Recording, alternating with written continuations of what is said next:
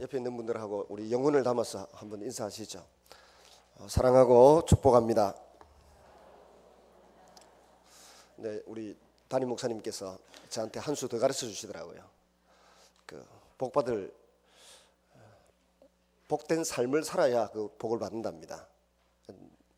우리 저 경상도 말로는 복받을 짓을 해야 된다 이렇게 말하는데, 이제 다시 또 한번 하겠습니다. 복받을 삶을 삽시다. 축복된 삶을 살아야 될 줄로 믿습니다. 신명기 17장 한번 보겠습니다.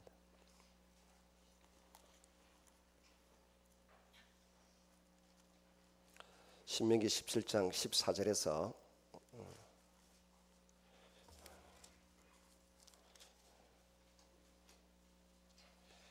20절까지입니다. 같이 한 목소리로 읽겠습니다. 288페이지입니다. 제가 들고 있는 성경은. 시작.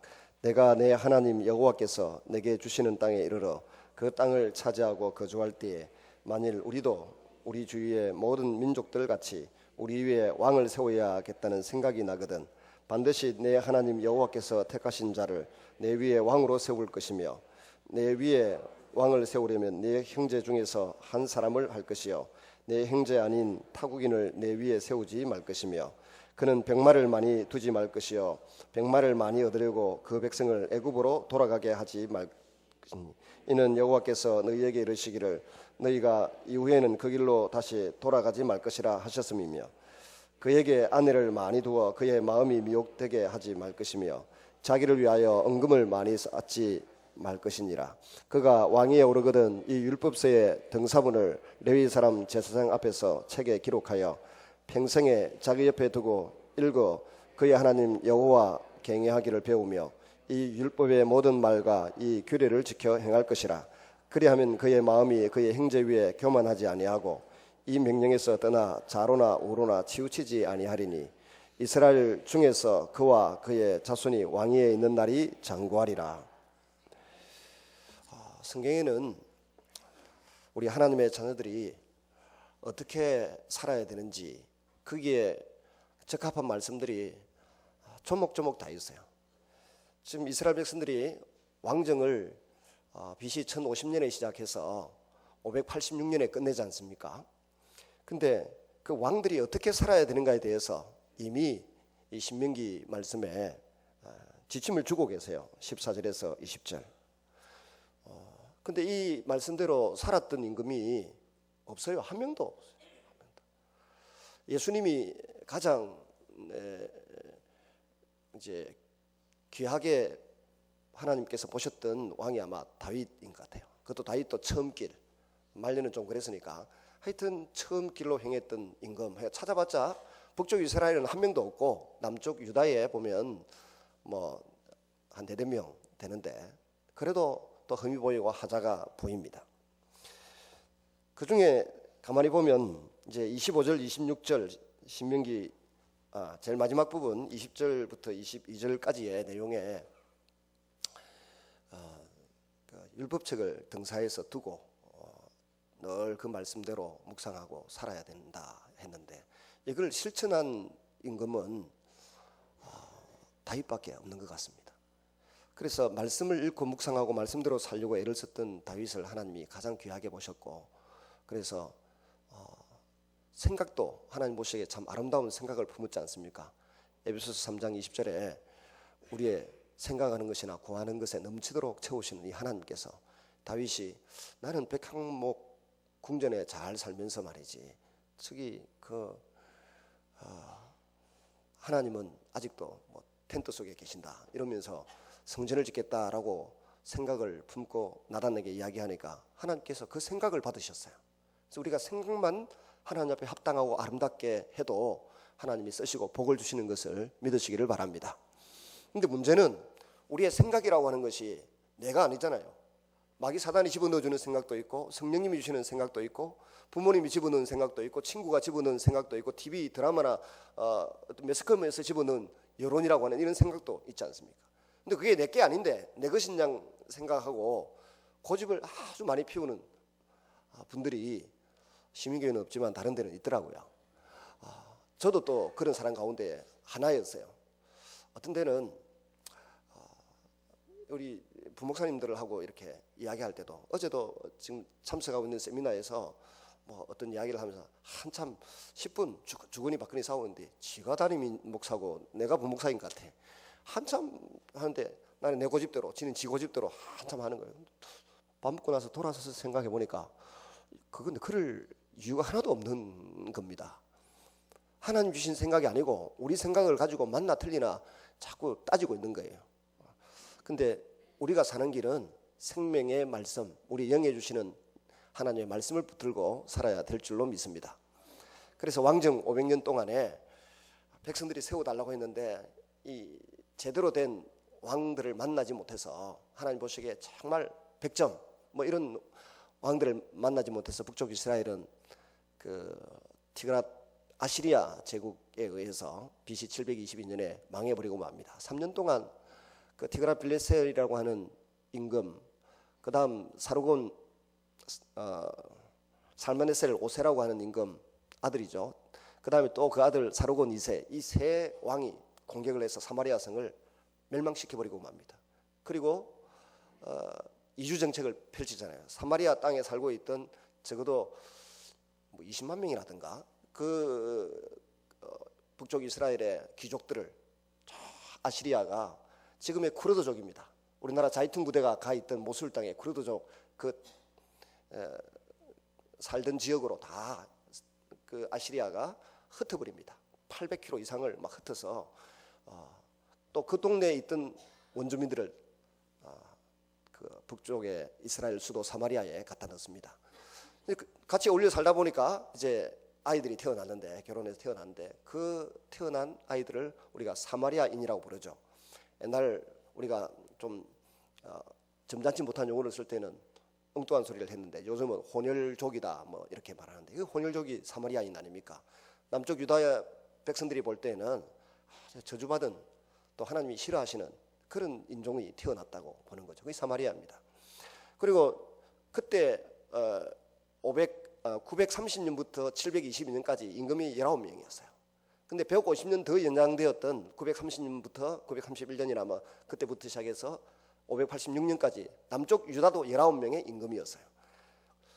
근데 북쪽은 계속해서 쿠데타가 일어나고 바뀌지 않습니까? 남쪽 유다는 그래도 이 아까 우리가 읽었던 말씀의 제일 마지막 구절처럼 하나님 말씀대로 살려고 한 다윗 때문에 다윗의 계보가 계속 이어져 오면서 쿠데타가 일어나도 그 아들이 왕위에 오르게 되고 어린 손자가 왕위에 오르게 되고 이런 일이 일어나서 계보가 계속 이어집니다. 그래서 150년 가까이 더 연장되는 것을 보게 되죠. 그러나 거기도 어제 말씀드린 것처럼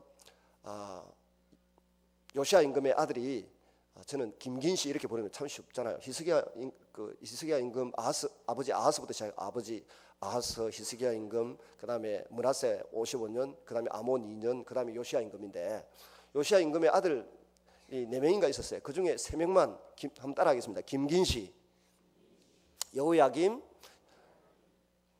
여호아스, 그 다음에 시드기야 이렇습니다.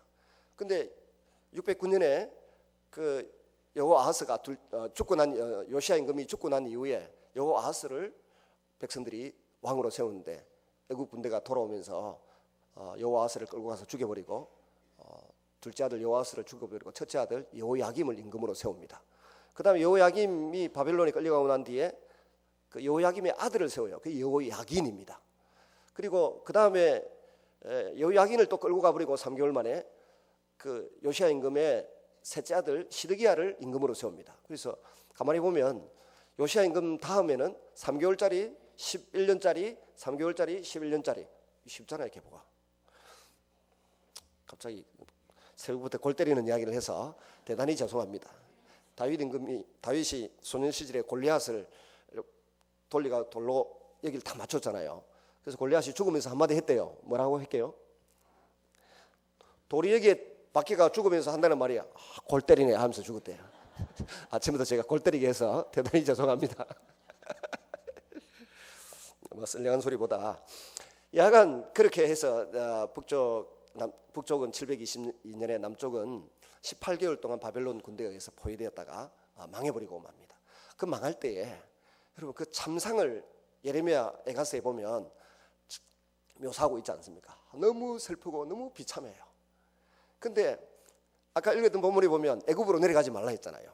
그리고 신명기 28장에 보면 66절인가 제일 마지막에 나오는 게 이스라엘 백성들이 하나님 말씀대로 살지 않아서 받는 저주가 뭔가 하면 에집트로 내려가는 거예요. 마지막 징벌이 에집트로 내려가는 건데, 나라가 망하고 난 이후에 예레미야를 막 설득하고 꼬셔가지고는 안 되니까 나중에는 막 잡아가지고 같이 그 남은 패잔병들이 전부 에집트로 내려갑니다. 에집트에 내려가서 예레미야가 예언한 대로 느부갓네살이 거기까지 내려와서 그냥 다 죽입니다.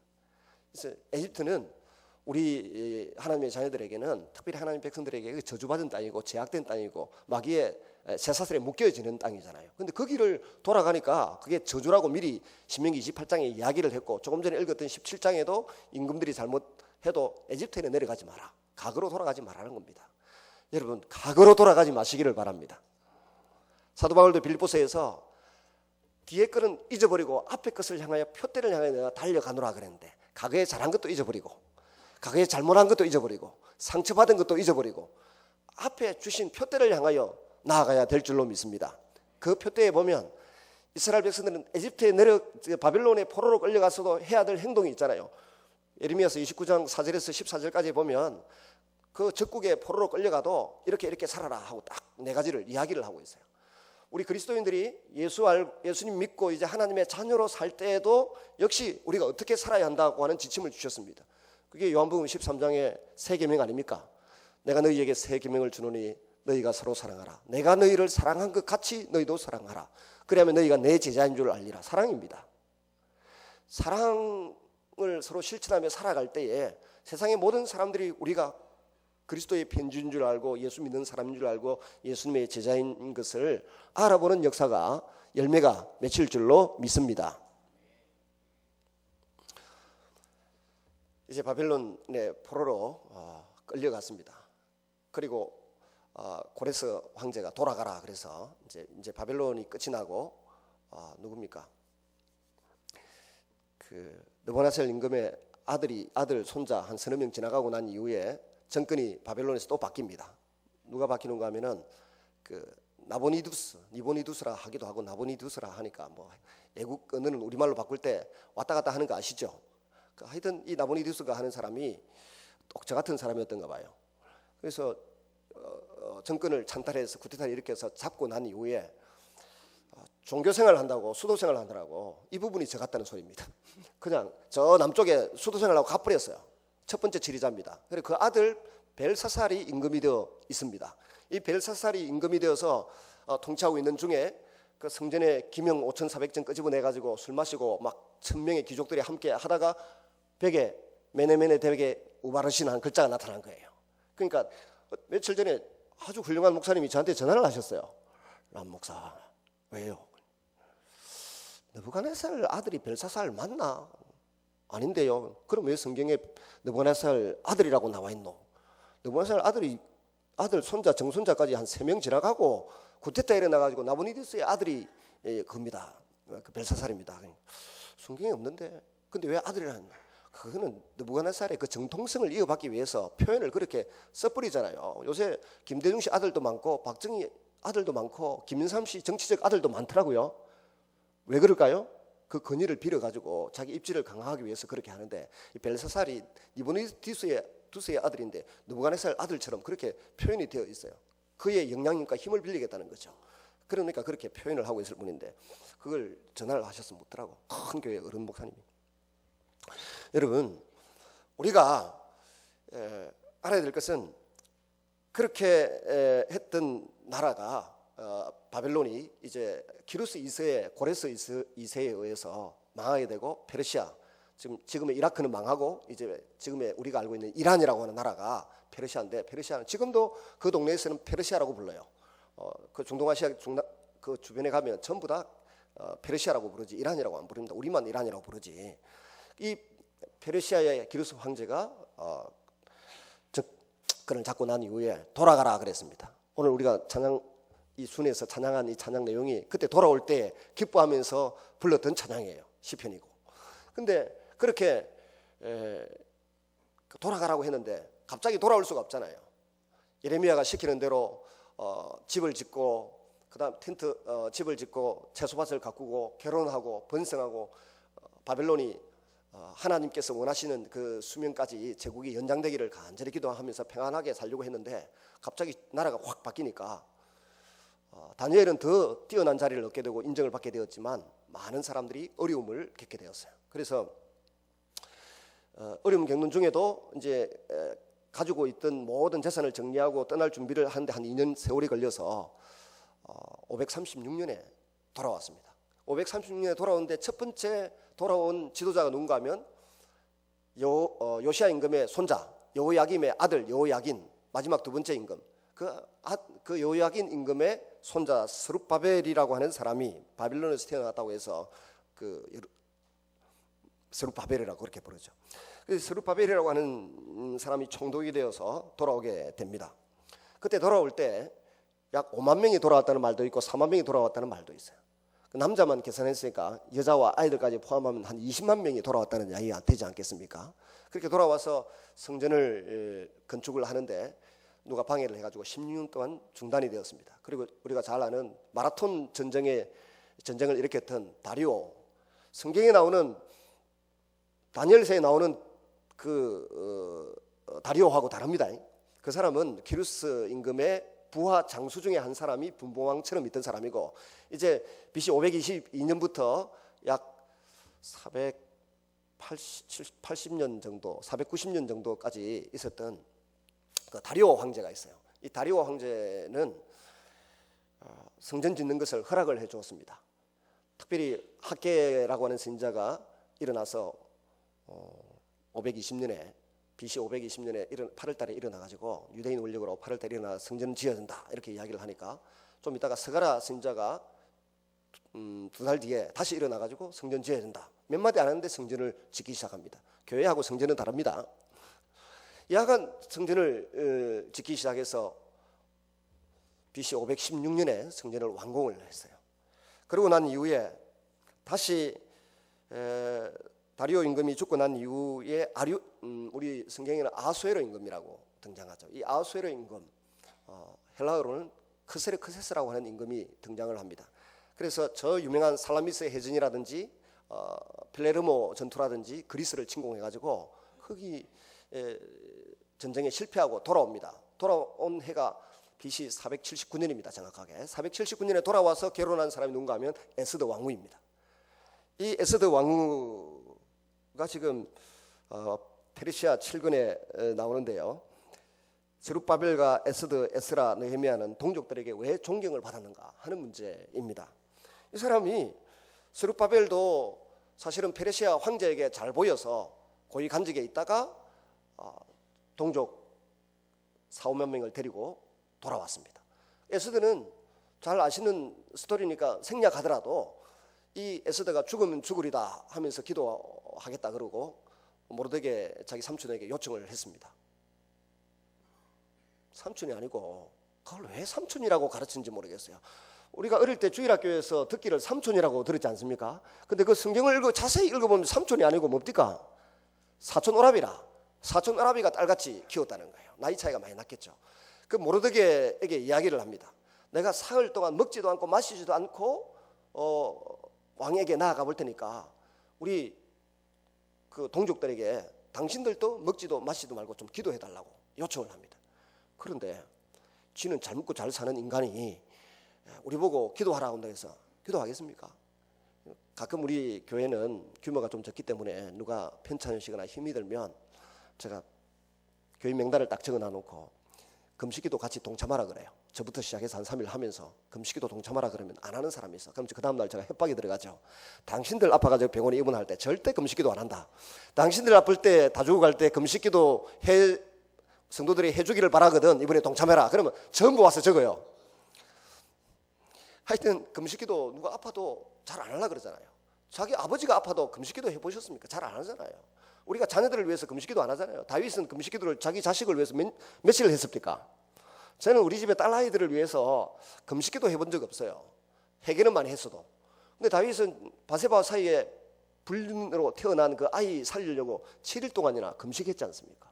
우리가 아이들 뭐 좋은 대학 가기를 원하고 좋은 결혼하기를 원하지만 자녀들을 끔찍이도 사랑하지만 다윗처럼 그렇게 사랑을 갖고 기도하고 매달려 보고 그렇게 안 해봤지 않습니까? 성경 이야기를 뜯어보면 너무너무 재밌는 거예요. 근데 에스더가 기도하라 그러니까 그 수산성에 살던 사람들이 전부 금식하고 유대인들이 아는 대로 금식하면서 함께 힘을 모으어서 기도합니다. 여러분, 이 대목에서 왜 그들이 그렇게 했을까? 또 에스라도 마찬가지고 느헤미야도 여러분이 이미 이 새벽에 나올 정도면 그 스토리를 다 알고 계시니까 다 생략하고요. 우리나라 을사 오적들이 보니까 전부 다 뭐 국방부 장관, 농강부, 국토부 장관, 우리 요즘 같으면은 또 뭐 총리 대신 뭐 이런 사람들이 5명이 을사오족인데 일본 황실에 항복해가지고 나라를 갖다 바치고는 잘 먹고 잘 산다고 해서 다 미워하고 싫어하고 그랬습니다. 근데 이 스룹바벨이나 에스라, 느헤미야는 을사오적 정도는 아니라고 할지라도 적어도 적국에서 고위 간직에 있는 사람들인데 왜 존경했을까? 그 이유가 뭘까 생각할 때 유대인들의 머릿속에는 적어도 2가지 생각이 있다고 생각을 합니다. 하나님 말씀을 읽고 아는 사람들은 2가지 생각을 하는데, 하나는 하나님께서 한 사람을 택해서 한 민족을 만드셨어요. 그게 아브라함을 택해서 이스라엘 민족을 만드셨고요. 그 다음에 한 민족을 선택해서 세계 모든 나라를 축복하기를 원하셨어요. 그게 제사장 나라입니다. 제사장 나라인 이스라엘 백성 한 민족을 통해서 온 천하 만민이 복을 받도록 하시겠다. 그게 창세기 12장에 나타난 아브라함을 선택할 때 부르실 때의 목적이지 않습니까? 한번 따라하겠습니다. 한 사람을 통해서 한 민족을 이루고 세계 모든 민족이 복을 받도록 한다.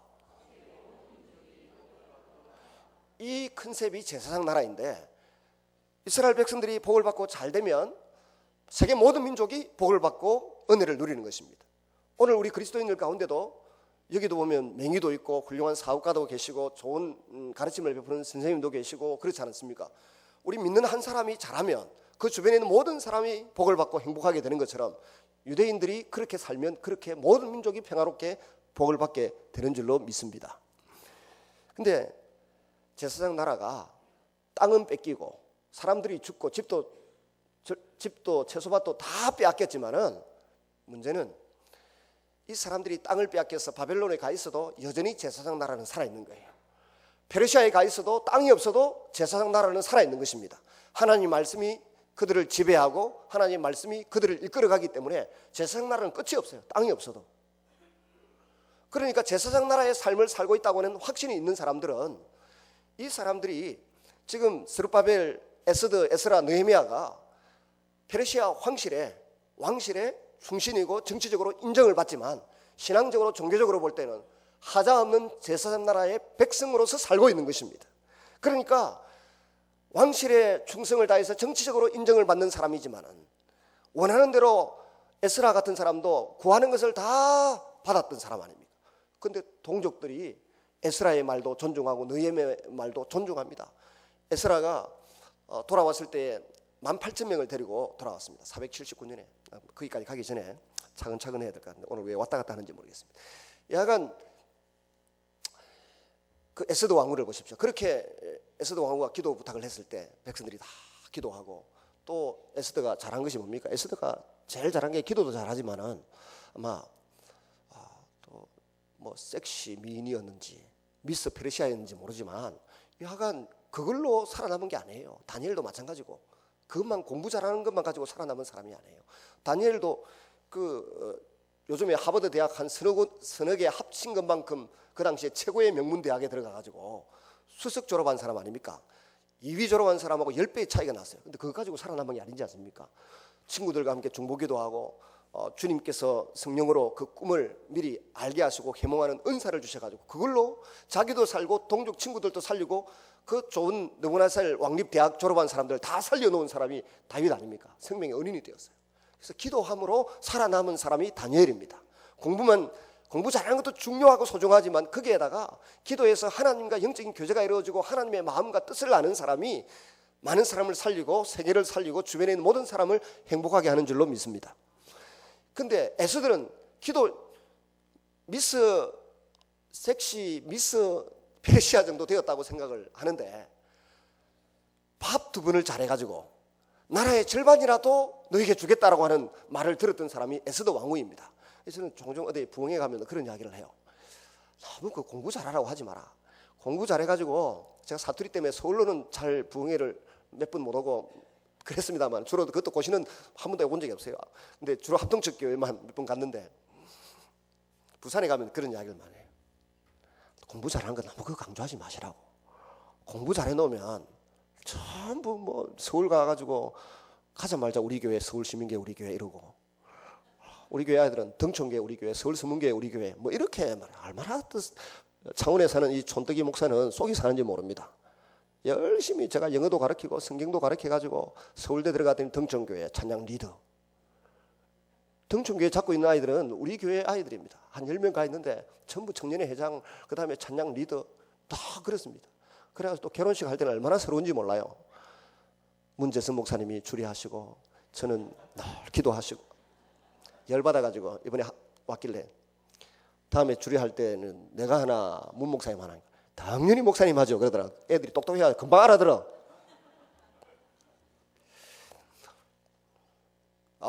모두 우리하고 상관없어. 창원에 있는 우리 촌뜨기하고 상관없이 서울에서 다 살고, 그중에 좀 더 똑똑하면 전부 미국 가버려. 워싱턴에, 저희 딸부터 시작해서 워싱턴에 살고 있어요. 워싱턴에 삽니다. 그래서 공부 잘하는 거 강조하지 말라고. 저는 뭐 경남대학, 창원대학, 전문대학, 부산대학, 부산수대, 뭐 해양대 다 우리 교인. 공부 못할수록 제게는 너무 좋고 우리 교인들, 우리 부모님들에게 좋으니까 공부 잘하면 처음 다 미국 가서 돌아오지도 않고, 뭐 아프다 해도 전화 한 통화 안 하고 요새 카톡이나 되니까 정말 다행이지. 주의 은혜로. 밥을 잘해야 된다고. 에스더가 밥을 잘했어요. 밥 2번을 잘해가지고, 그 다음에 또 밥 그 딱 반찬대로 이래 해가지고 느부갓네살 누굽니까? 크세스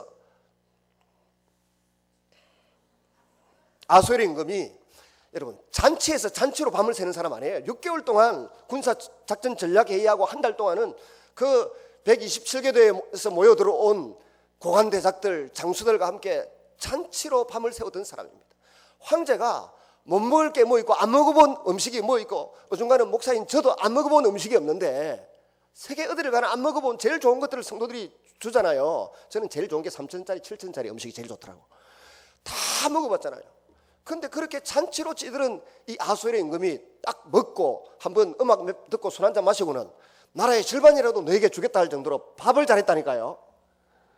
근데 밥은 잘 안 하고 공부 잘해가지고 자매들 뭐 하려고 그런지 몰라. 서울서문교회 은퇴하신 박승목 교수님이 제 은사님이시고 아버지 같은 분인데, 남 목사, 자기 아들 그 큰아들 결혼할 때, 남 목사 공부 잘하는 며느리가 필요 없다. 밥 잘하면 되는 기지. 우리 집사람요, 경남고등학교 우등생이다. 근데 밥을 못해. 누가 또 일러줄라. 지금 산소호흡기 꽂고 계시는데 저한테 그 이야기 한두 번 한 게 아니에요. 한두 번. 밥을 잘해야지. 오늘 와 옆으로 가 헤매고 있는지 모르겠네. 야간 에스더 왕후가 그렇게 해서 이스라엘 백성들을 다 살리지 않습니까? 여자 한 분이 밥 잘해가지고 살린 사람이 몇만 명입니까?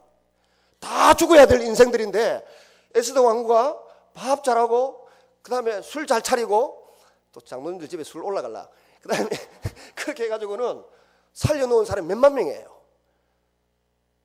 479년에 결혼해가지고 그 일이 몇 년 이내에 있었던 일이죠. 그런데 그 다음에 457년에 그 에스라가 1800명 데리고 돌아왔어요. 남자들 20세 이상의 남자만 계산해서 그렇다는 겁니다. 그 다음에 느헤미야가 4만 명 이상을 데리고 돌아왔어요. 444년에. 그러면 그 4만 명, 18,000명 1800명 누가 살려놓은 겁니까? 아직도 안 돌아오고 페르시아에 살고 있는 유대인들이 있더라고요. 똑같이 그대로 살고 있더라고. 그러면 그 사람들 누가 살렸느냐고. 답 가르쳐 드렸잖아요.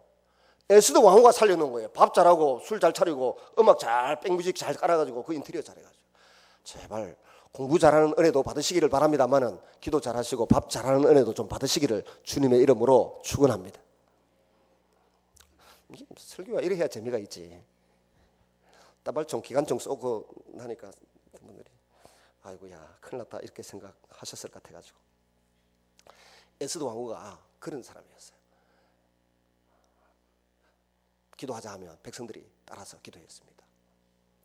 적국의 배신자나 친일파, 친미파 이런 소리 듣지 않고 제사장 나라의 삶을 사는 사람이기 때문에 그 말을 그렇게 존중하고 따른 줄로 믿습니다. 학사 에스라도 보십시오. 율법을 가르치는 사람이고 7 자문관, 페르시아에는 7명의 자문관이 있었는데 황제 주위에 그 7 자문관과 함께 파송을 하면서 네가 원하는 대로 무슨 일을 해도 된다. 입법, 사법, 행정권을 다 줍니다. 유프라테스 강 서편에 모든 줍니다. 그래서 돌아와서 사내들인 공회라고 하는 것을 에스라가 만듭니다. 그리고 율법을 가르치라 그러고 원하는 대로 막 돈도 주고 재물도 주고 뭐 사람을 붙여주면서 우리를 위해서 기도하라 그러고 또 나머지 남는 거는 네 알아서 좋은 일에 쓰라 그러고 줍니다. 뭐 어느 교회는 분당 우리 교회 목사님 주일 낮에 설교하시는데 그러더라고. 어느 성도님이 자기한테 돈을 100억을 갖다 줬대. 원하는 하나님 귀한 일에 쓰시라고. 그래서 진짜인가 싶어서 뒤 확인하고 진짜 100억을 갖다 주셨대. 그런 것처럼 이 아수엘의 임금의 아들 아닥사스다 임금이 엄청난 걸 갖다 주면서 하나님 앞에 제사 드리고 백성들 가르치는 데 쓰라고 줘놓고는 쓰고 남는 거는 네 알아서 네 쓰고 싶은 대로 써라 그렇게 이야기를 했다. 근데 이 에스라가 돌아와서 율법을 가르치고 낭독하고 하는데 어느 날 보니까 백성들이 율법을 어겨서 그 암몬 사람, 모압 사람 뭐 이런 사람들하고 결혼을 해서 또 혼혈 아들을 낳은 거예요. 이 사실을 알았을 때 에스라는 어떻게 했습니까? 그 자리에서 무릎을 꿇고 하나님 앞에 통곡하고 뒷글을 무릅쓰고 울고 있으니까 사람들이 찾아와가지고 그러지 마시라고, 그러지 마세요. 우리가 당신이 원하는 대로 이혼하겠습니다. 그래서 아내를 돌려보내고 자식을 돌려보내는 일이 일어나지 않습니까? 이유가 뭡니까? 페르시아의 황제의 총애를 받는 사람인데 정치적으로 이스라엘 백성들을 돌아왔던 예루살렘에 있던 백성들은 생각하기를 하나님의 사람이고 제사장 나라를 이끌어가는 제사장이라고 믿고 따랐기 때문에 그렇게 순종한 줄로 믿습니다. 그 다음에 시간이 좀 지났어요. 느헤미야가 돌아옵니다. 이 사람은 역사가 헤로도투스 말에 의하면 뭐라 그랬습니까? 황제에게 항우 다음으로 영향력을 가장 크게 미치는 사람이 술 맡은 관원장이다. 역사가 헤로도투스는 그렇게 기록을 해놓았습니다. 그런 느헤미야가 술 맡은 관원장인데 황제의 목숨이 이 느헤미야가 술을 마셔보고 독이 들었다 안 들었다 점검을 하고서 마시게 할 정도로 자기 목숨을 맡겨놓은 사람이잖아요. 그런데 이 사람이 기도하고 난 뒤에 뭐 달라고 하니까 그대로 다 줍니다. 구하지 아니한 마병대 군대까지 붙여서 보내줍니다. 돌아왔는데 50일 만에 여러분 70여 명의 이스라엘 백성들이 70가정 정도가 힘을 합쳐가지고 돈 많은 귀족들 중에 몇몇은 동참하지 않고 협력하지 않았습니다만 52일 만에 한 손에는 창을 들고 한 손에는 망치와 그 기계를 들고서 이 예루살렘 성을 힘을 합쳐서 다 건축을 했습니다. 그러고 난 이후에 또 보니까 이스라엘 백성들이 말씀대로 살지 아니하고 이방인들과 결혼을 해가지고 아이를 낳았습니다. 이 사람은 정치하는 사람이니까 에스라는 요즘 말 같으면 목사님이고 에스라는 정치하는 사람이니까 바로 그 결혼을 잘못한 율법을 어기고 결혼한 사람들을 불러다가 어떻게 합니까? 수염을 뽑고 뺨을 때리고 막 조인트를 까고 그래가지고 이혼을 다 시켜버리고 맙니다. 그러고 난 이후에 성경 통독 수련회를 하는데 성경 통독 수련을 하고 난 이후에 같이 마지막으로 성경 하나 찾아서 읽겠습니다. 느헤미야서 12장 42절입니다.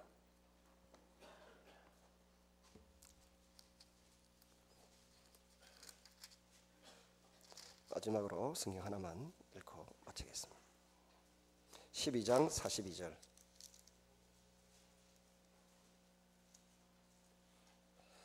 (42절) 43절만 읽겠습니다. 시작. 이날에 무리가 큰 제사를 드리고 심히 즐거워하였으니 이는 하나님이 크게 즐거워하게 하셨습니다. 부녀와 어린 아이도 즐거워하였으므로 예루살렘이 즐거워하는 소리가 멀리 들렸느니라. 예루살렘 성이 함락될 때에 정말 조약돌로 이빨을 깨는 것 치는 것 같았고 간이 땅에 쏟아지고 창자가 땅에 쏟아지는 것 같은 그런 슬픔이 있었어요. 죽은 어머니의 강간당하고 아니면 흉간당한 어머니의 시신에 갓난 아기가 붙어서 그 피를 젖가슴을 빠는데 피가 나오는 거예요. 그런 참상을 겪었던 예루살렘 성에서 이제는 다시 돌아온 이스라엘 백성들이 하나님 앞에 제사를 드리고 하나님이 기뻐하시고 그 백성들이 함께 기뻐하는, 그래서 하나님의 기쁨, 이웃의 기쁨, 하이 기쁨 교회도 있더라고요. 하이 기쁨.